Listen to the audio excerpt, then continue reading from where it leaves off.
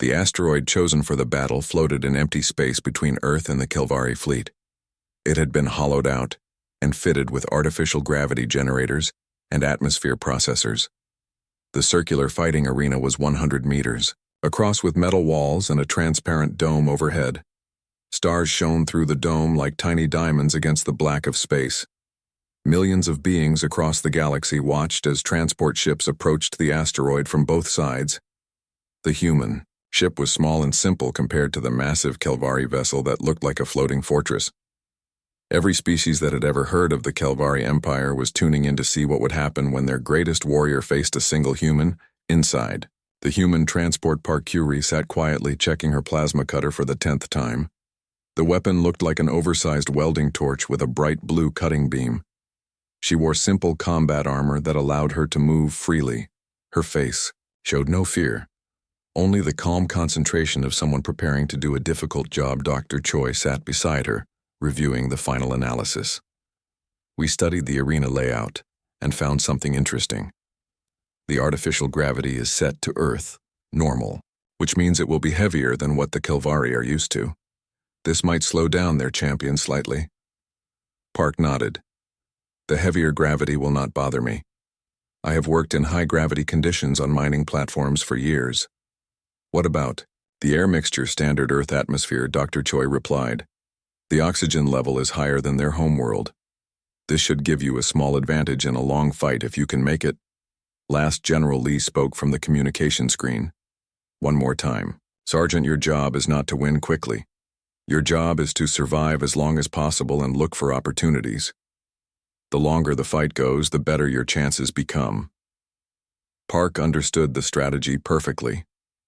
She had spent years working in dangerous conditions where patience and careful planning were more important than speed or strength. This would be the same kind of job, just with much higher stakes.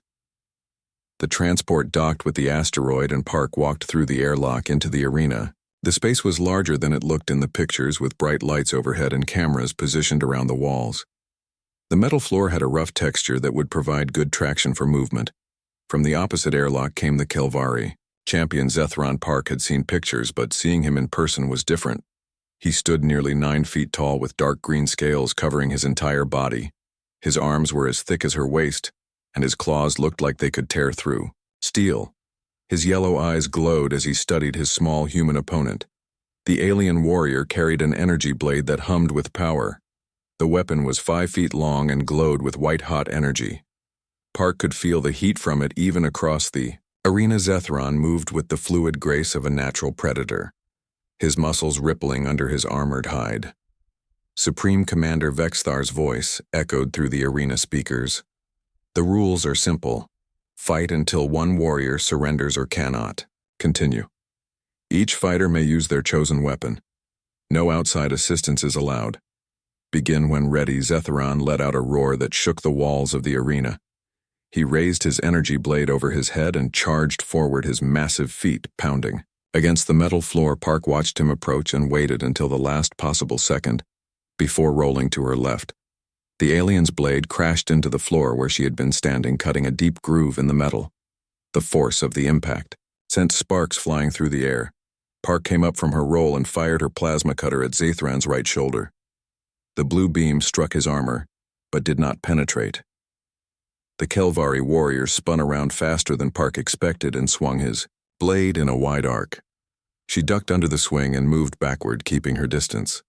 The alien was incredibly quick for something so large, but Park had fought in cramped mining tunnels, where reaction time meant the difference between life and death. Zethron pressed his attack, swinging his energy weapon in powerful strikes that would have cut Park in half if any of them connected.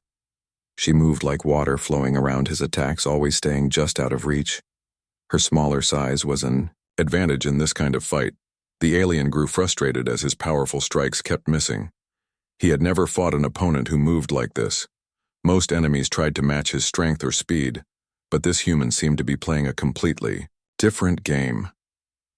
She moved with the patience of someone who had all the time in the world. Park used her plasma cutter to score hits on the joints of Zethron's armor. The industrial tool was designed to cut through the hardest materials in space, and while it could not punch through his natural armor directly, It began to weaken the connections between his protective scales. 20 minutes into the fight, Park noticed that the alien's breathing was becoming heavier. His movements were still, fast and powerful, but not quite as smooth as they had been at the start. Dr. Choi's analysis was correct. The heavier gravity and richer oxygen were taking their toll on the Kilvari warrior. Zethron seemed to realize this too, and changed his tactics. Instead of wild swings, he began making more calculated attacks, trying to corner Park against the arena walls. She responded by using the three-dimensional nature of the space, climbing up the walls and using the ceiling-mounted equipment to stay mobile. The alien warrior had never fought someone who used the environment like this. Most of his previous battles had been straightforward contests of strength and speed. This human fought like she was solving a complex engineering problem, finding creative solutions to impossible challenges. 40 minutes into the battle, Zethran's armor began to show real damage. Park's precise plasma cutter strikes had weakened several of his scale connections, and small gaps were beginning to appear to him. Alien was still incredibly dangerous, but he was no longer the unstoppable force he had been at. The start, Park changed her strategy again. Instead of just avoiding his attacks, she began to actively draw out the fight. She made him chase her around the arena, forcing him to work harder in the heavy gravity. Her years of physical labor in harsh conditions had given her endurance that the alien could not match. The Kilvari warrior stumbled slightly as fatigue began to affect his coordination. Park saw the opening she had been waiting for. Instead of going for a killing blow, she targeted his weapon hand with surgical precision. Her plasma cutter beam struck the joint where his wrist met his armor. Zethran roared in pain and dropped his energy blade. The weapon clattered across the metal floor as the alien warrior clutched his injured hand. Park kept her plasma cutter trained on him but did not fire again. She had won, but she would not kill a defeated opponent. The arena fell silent, except for the sound of Zethran's heavy breathing. The alien warrior looked at his dropped weapon, then at the small human who had somehow defeated him. He had been trained from birth to fight and kill, but he had never learned how to lose with honor. Park surprised everyone by walking over to the injured alien and offering him her hand to help him stand. Zethran stared at her for a long moment, then accepted her assistance. The gesture confused the watching Kilvari, who had never seen mercy shown to a defeated enemy supreme commander. Vexthar's voice came over the speakers again, but this time it sounded uncertain. The human fighter has won. The terms of our agreement will be honored. Across the galaxy, billions of beings watched in amazement as a small human engineer helped the greatest Kilvari warrior to his feet. The impossible had happened, and the universe would never be the same again. The massive alien ship floated in the darkness of space like a giant metal mountain. Its hull was black as the void around it, and covered with sharp points that looked like the teeth of some terrible beast. Inside this ship, Supreme Commander Vexithar stood tall on his bridge, watching a small blue planet spin slowly on his screen. Earth looked so peaceful from here, so quiet and helpless. The white clouds moved across the green and brown lands while the blue ocean sparkled with reflected sunlight. Vexthar's yellow eyes glowed as he stared at this world that would soon belong to his empire. His claws tapped against the metal rail as he thought about how easy this would be. Behind him, his officers worked at their stations. Their scaly hands moved across glowing buttons and screens. The bridge hummed with the sound of machines and the quiet voices of his crew. They had done this many times before. 17 worlds had already fallen to their mighty fleet, and Earth would be number 18. Lieutenant Casvel approached his commander with careful steps. His armor clinked softly as he walked, and his head was bowed low in respect. Commander, the final count is complete. Our fleet has 3,047 ships ready for battle. The humans have maybe 200 vessels, and their weapons are very weak compared to ours. Vexthar nodded slowly. This was always how it went. The alien races they conquered always had fewer ships and weaker guns. Some tried to fight anyway, but it never lasted. Most were smart enough to surrender when they saw the size of the Kilvari fleet hanging over their world like a dark storm cloud. Send the message, he commanded, his voice deep and rough like grinding rocks.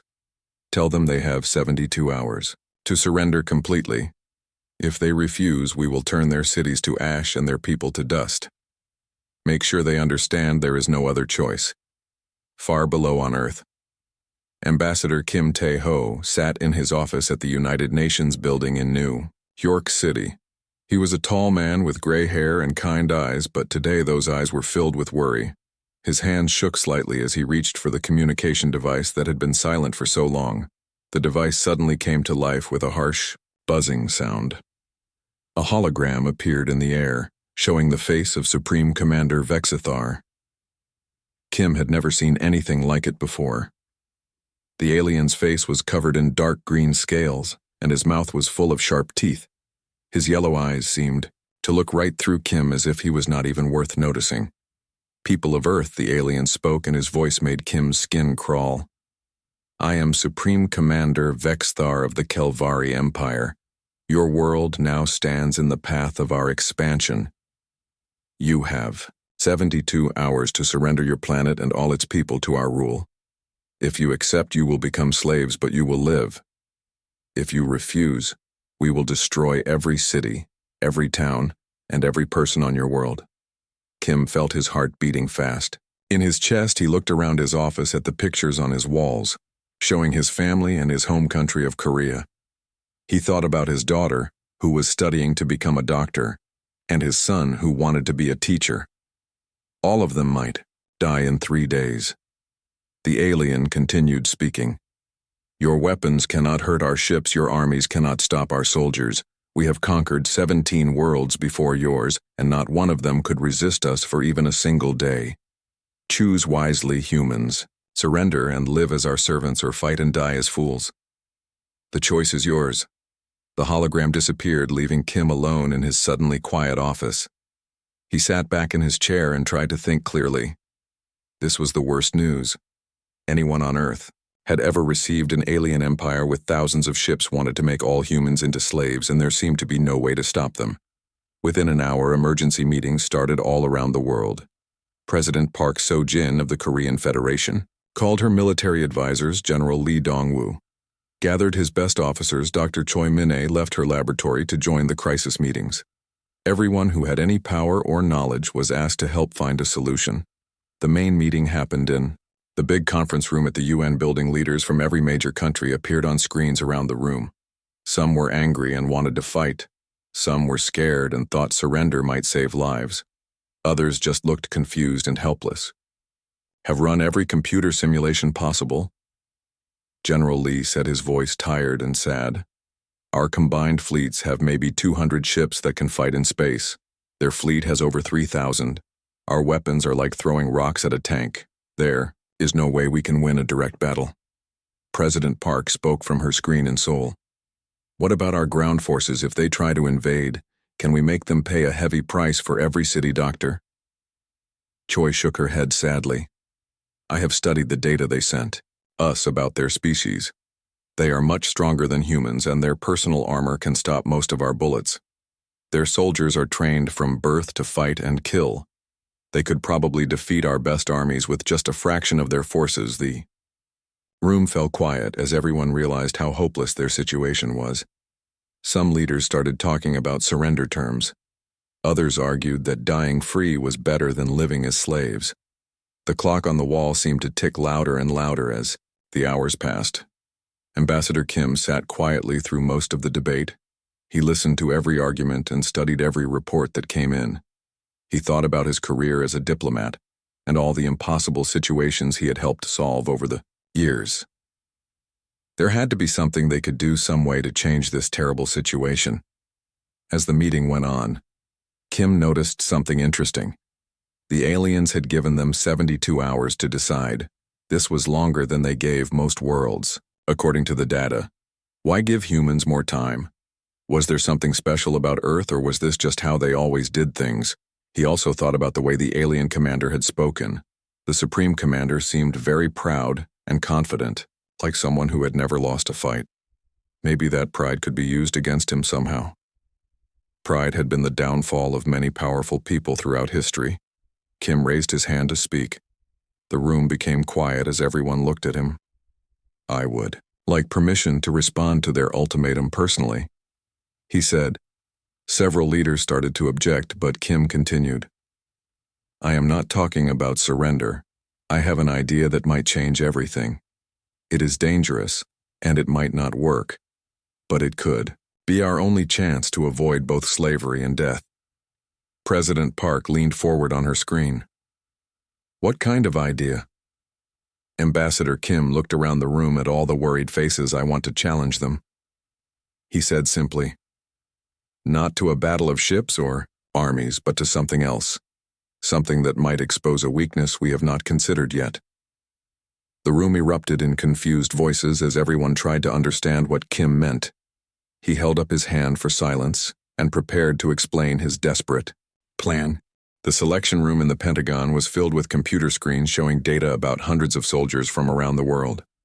General Lee Dong-woo stood with his team of experts looking at test results and combat records.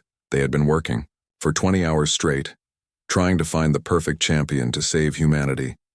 On the main screen, faces of potential fighters appeared one by one. There was Captain Kim Han-sol from the Korean Special Forces, who had won every martial arts tournament. He entered. There was Sergeant Park Min-ho, who could lift twice his body weight and had never lost a hand-to-hand combat match. There was Lieutenant Cho Jae-sung, who had survived alone behind enemy lines for 3 months. Each candidate looked impressive, on paper, but the computers kept running the same calculations. A Kelvari warrior was 3 times stronger than the strongest human, twice as fast and covered in natural armor that could stop bullets.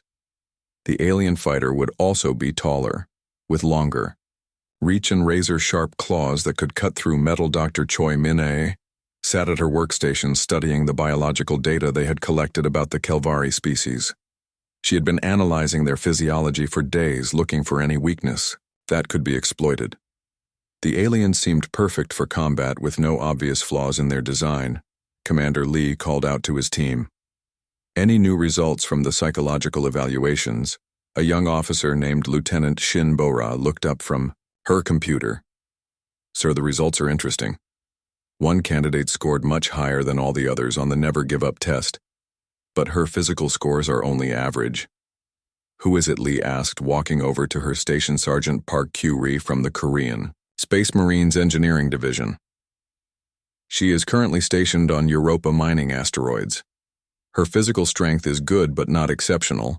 However, her psychological profile shows something unique. She has never failed to complete a mission. No matter how impossible it seemed, Lee frowned. An engineer that does not sound like champion material. Show me her record. The screen displayed Park Kyu-ri's file. She was 32 years old with short black hair and calm dark eyes. Her official photo showed a serious woman in a military uniform with engineering badges on her chest. Her record was filled with rescue missions and repair jobs in the most dangerous places in the solar system. Lieutenant Shin continued reading. 3 years ago, her mining station on Europa was hit by a solar storm that knocked out all power and life support.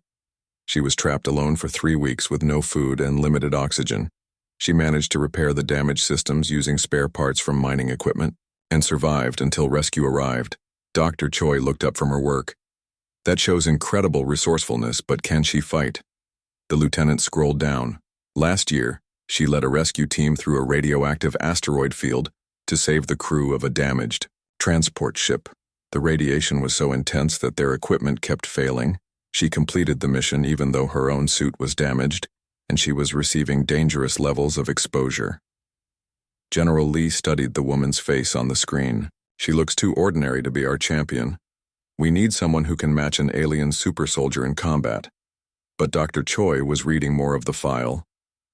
Wait, there is something else here. She has extensive training in zero-gravity combat techniques, and she is an expert with industrial tools including plasma cutters and laser welders. These tools are designed to cut through the hardest materials in space. The room became quiet as everyone considered this information. Park Kyu-ri was not the obvious choice for a champion, but her record showed something that none of the other candidates had.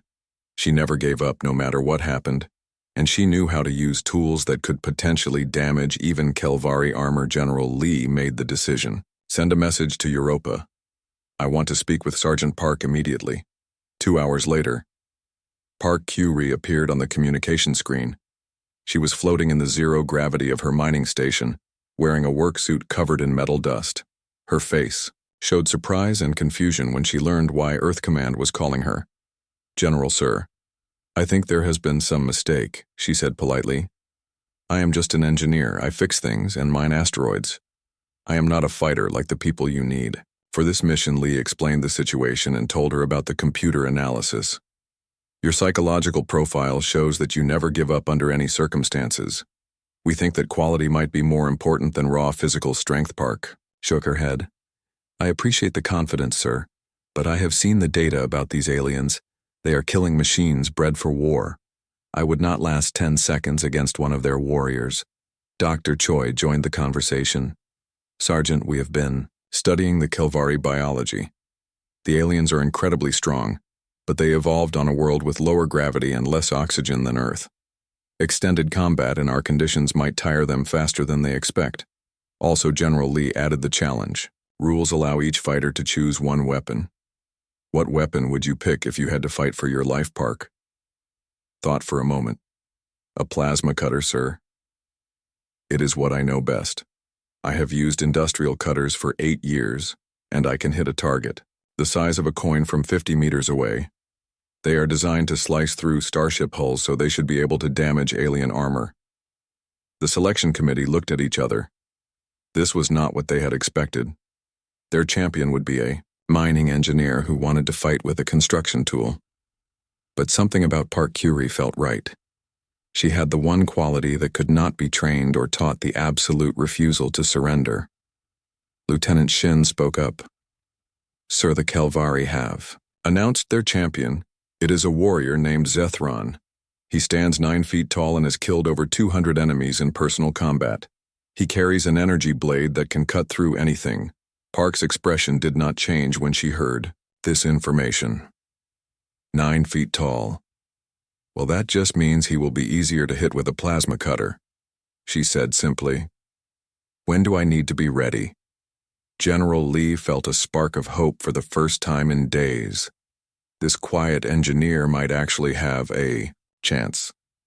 Her calm acceptance of impossible odds reminded him of the greatest warriors in history, the ones who won, not because they were the strongest, but because they simply refused to lose. The arrangements were made quickly. Park would return to Earth immediately for briefing and preparation. The battle would take place on a neutral asteroid chosen by the Kelvari. The entire galaxy would watch as one human engineer faced an alien super soldier in single combat as Park's ship headed back to Earth. She spent the time studying everything they knew about Kelvari anatomy and combat techniques. She practiced with her plasma cutter in the ship's cargo bay, cutting precise patterns in metal plates.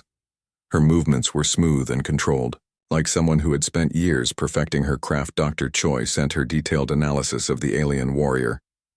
"They are stronger and faster than humans, but they have never fought someone who uses industrial tools as weapons. Their armor is designed to stop energy weapons and projectiles, not precision cutting beams aimed at joint connections." Park read every report and watched every video of Kelvari combat techniques. She noticed that they relied heavily on their natural advantages: strength, speed, and armor. They fought like wild animals, using brute force to overwhelm their enemies. None of them showed the patience and precision that came from years of detailed engineering work. The day before the battle, Park sat in her quarters on the transport ship, looking at a photo of Earth. She thought about her family, her friends, and all the people who were counting on her. She was not the strongest human or the fastest, but she had something that might be enough. She had the stubborn determination of someone who had spent years making broken things work again. Tomorrow she would face Zethron, the greatest warrior in the Kelvari Empire. The odds were impossible, but Park had made a career out of fixing impossible problems. She picked up her plasma cutter and checked its settings one more time. Ready or not, tomorrow would determine the fate of humanity. Ambassador Kim Tae-ho walked slowly to the communication station in the center of the UN conference room. His heart was beating fast, but his face remained calm and serious. He had spent his whole life as a diplomat solving problems that seemed impossible. This was just another problem, but the biggest one he had ever faced. The other world leaders watched him with worried eyes. They did not understand his plan, and many thought he was making a terrible mistake. President Park So-jin spoke. From her screen in Seoul, Ambassador, are you sure about this? We do not even know what you are planning to say. Kim nodded as he sat down in front of the communication device. I have studied every report about the Kelvari Empire. He said quietly, they have conquered 17 worlds, but they all surrendered immediately when they saw the size of the alien fleet. No one has ever challenged them to prove they deserve to rule. Maybe it is time someone did. General Lee Dong-woo shook his head. This is madness. Kim, what can words do against 3,000 warships? We need to think about saving as many lives as possible. Dr. Choi Min-nae leaned forward from her seat. Sometimes the greatest victories come from the most unexpected places, she said, softly. Let him try. We have nothing left to lose anyway. Kim activated the communication system and waited. The hologram of Supreme Commander Vexithar appeared in the air above the device.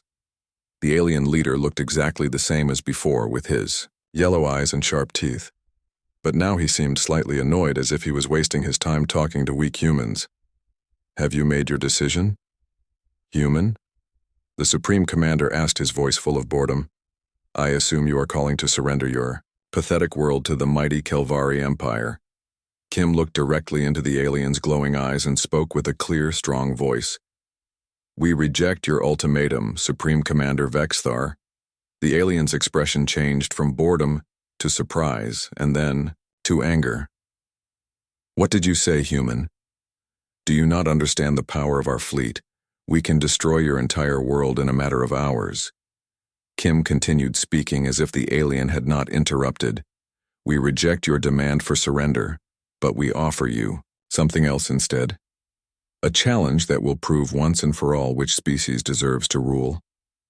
Vexthar laughed, and the sound was like metal scraping against stone. A challenge from weak humans who cannot even leave their own star system properly. You amuse me, human. What kind of challenge could you possibly offer? Kim took a deep breath.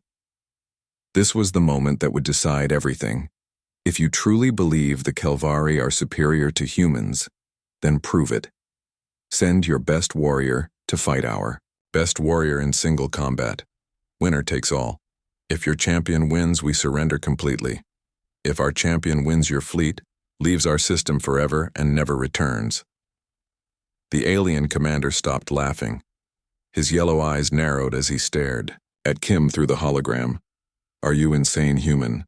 One of your people against one of mine. Do you have any idea what a Kelvari warrior can do? We are born for battle. We are stronger, faster, and more deadly than any human who has ever lived. That is exactly why this challenge is perfect. Kim replied calmly. If you are truly superior as you claim, then you have nothing to fear from one weak human. But if you refuse, then the entire galaxy will know that the mighty Kelvari Empire was afraid to face a single human in fair combat. The words hit Vexthar like a physical blow. His scaly face turned dark with rage. No one calls the Kelvari cowards, he hissed.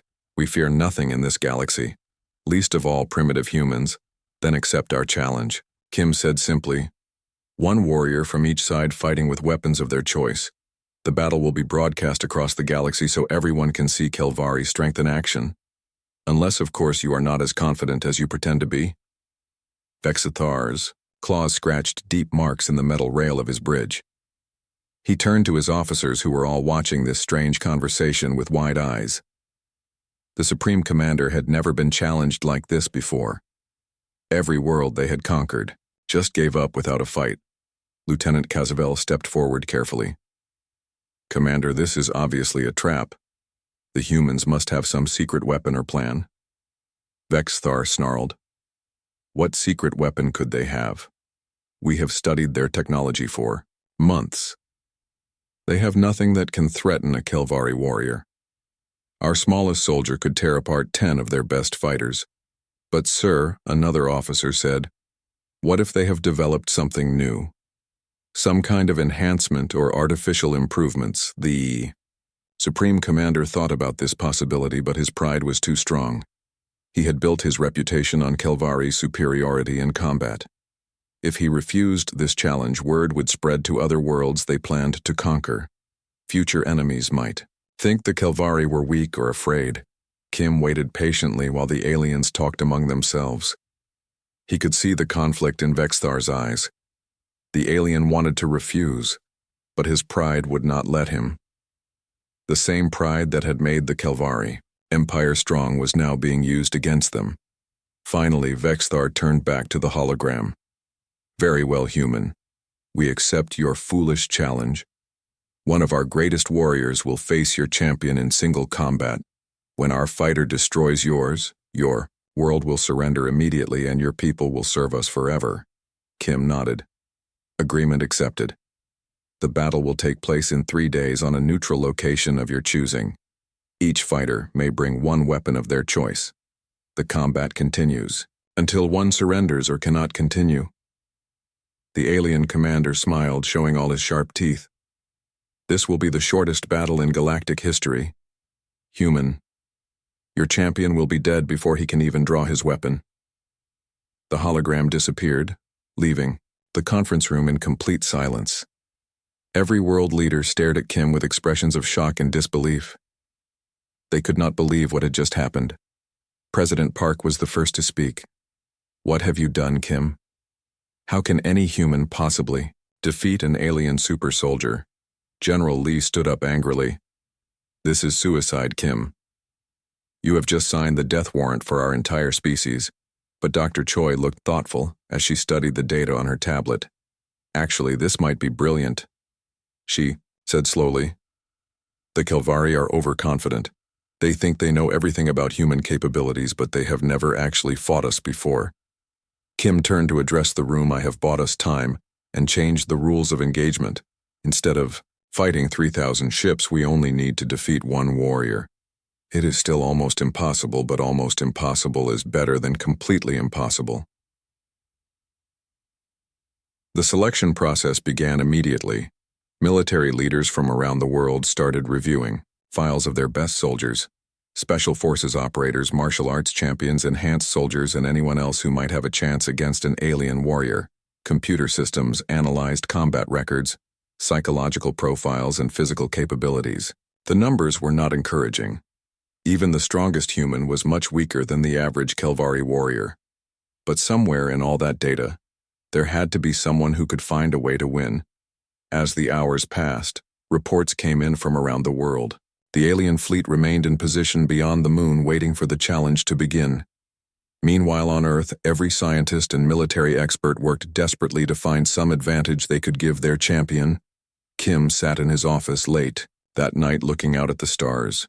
He had started something that could save humanity or destroy it completely. In 3 days, they would find out which one it would be. The fate of every person on Earth now rested on one human fighter who had not even been chosen yet. The galaxy was about to witness something that had never happened before. A human challenging the Kelvari Empire to single combat, win or lose the universe, would never be the same again. Supreme Commander Vexthar stood on his bridge staring at the arena through his ship's view screen. He watched as the small human helped his greatest warrior stand up after defeat. His claws were digging deep scratches in the metal rail as his mind tried to process what had just happened. Never in the 1,000-year history of the Kelvari Empire had one of their warriors lost in single combat to an alien species. The other races they conquered always had weaker fighters who fell quickly to Kelvari strength. But this human engineer had done something impossible. She had beaten Zethran using nothing but patient skill and determination. Lieutenant Kazavel approached his commander carefully. "Sir, what are your orders?" The terms of the challenge were clear. "If our warrior lost, we must withdraw from this system immediately." Vexthar's yellow eyes blazed with anger and confusion. Part of him wanted to order the attack anyway. Their 3,000 ships could still destroy Earth in a matter of hours. But breaking their word would prove that Kelvari honor meant nothing. It would show the galaxy that they were nothing more than common pirates. The Supreme Commander turned to his communication officer. "Send a message to all ships in the fleet. We are withdrawing from Earth system immediately." set course for home base. But sir, another officer protested. One human defeated us. How will this look to the other worlds we rule? What will they think when they learn that humans can beat Kelvari? Warriors? It was too late to worry about that now. The battle had been broadcast across the entire galaxy. Every planet that lived under Kelvari rule had watched their supposedly invincible oppressors lose to a single human with a construction tool. The damage to their reputation was already complete. On the conquered world of Theta Prime, the blue-skinned Zephyrians gathered around their hidden communication devices, watching the battle replay over and over again. For 5 years they had lived as slaves, believing that resistance was hopeless. Now they saw that the mighty Kelvari could be defeated. Elder Shendai called a secret meeting in the old temple ruins. If one human can beat their greatest warrior, then we were fools to surrender. So easily, she said to the gathered crowd. We have 10 times more fighters than Earth, and we know our own world better than they do. Similar conversations were happening on Rigel 7, where the insectoid Chitauri had been forced to work in the mines. On Vega Colony, where the peaceful Luminants had their cities occupied by Kelvari soldiers. On every world that had fallen to the Empire, the same question was being asked. Why did we give up so easily? Within weeks of the battle, full-scale rebellions began breaking out across Kelvari space. The conquered worlds realized that their oppressors were not gods. They were just another species that could be beaten if someone was brave enough to try on Theta Prime. The Zephyrians used their knowledge of the underground tunnel systems to launch surprise attacks on Kelvari bases.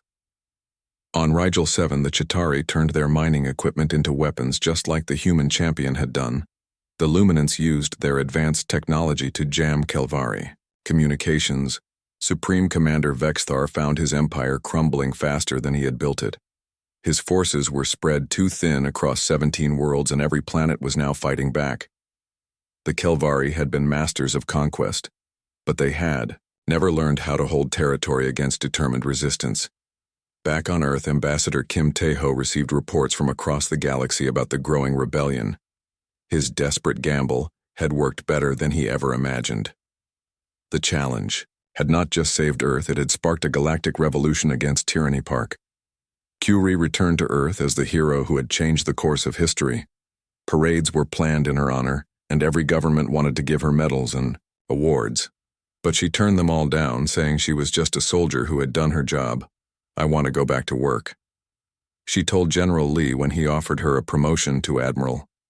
There are new defensive systems that need to be designed, and I am better with tools than I am with ceremonies. Dr. Choi was put in charge of a new project to study alien biology and find ways to help the rebelling worlds. She worked day and night developing strategies that each species could use against their Kelvari occupiers. Her research was broadcast secretly to resistance fighters across the galaxy. The rebellion grew stronger every day as more worlds joined the fight against Kelvari rule.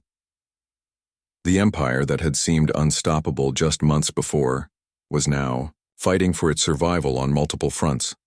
Its forces were being defeated by species they had once considered weak and primitive.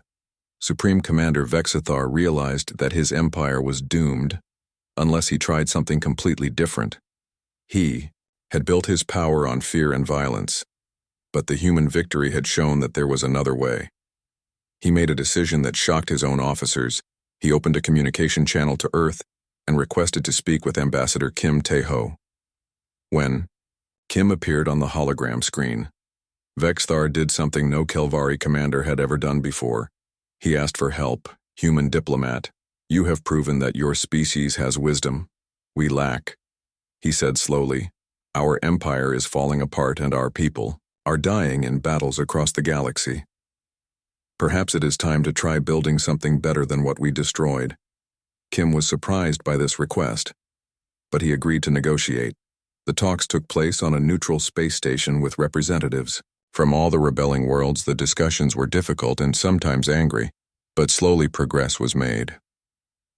The final agreement created something new, the Galactic Federation with humans serving as mediators between species. The Kelvari would give up their conquered worlds and help rebuild what they had damaged. In return, they would be allowed to join the new alliance as equals rather than rulers. Some Kelvari officers refused to accept this change and tried to continue fighting, but most of their people were tired of endless war. They had learned that conquest brought only temporary victory, while cooperation could bring lasting peace. Curie watched the signing ceremony from her engineering station on Europa. She had returned to her work mining asteroids and building defenses for Earth. The galaxy was changing because of what she had done, but she was content to let others handle the politics. Years later, when historians wrote about the fall of the Kelvari Empire, they would remember how it began with one human engineer who refused to give up. The battle had lasted less than an hour, but its effects would shape the galaxy for generations to come. The universe had learned an important lesson that day. Sometimes the greatest victories come not from the strongest warriors or the biggest armies, but from ordinary people who simply refuse to surrender when faced with impossible odds. Humanity had announced its presence on the galactic stage, not through conquest, but through the simple act of fighting for what was right. The age of empires built on fear and violence was ending, and a new era of cooperation and mutual respect was beginning. It all started because one diplomat was brave enough to issue a challenge, and one engineer was stubborn enough to never give up.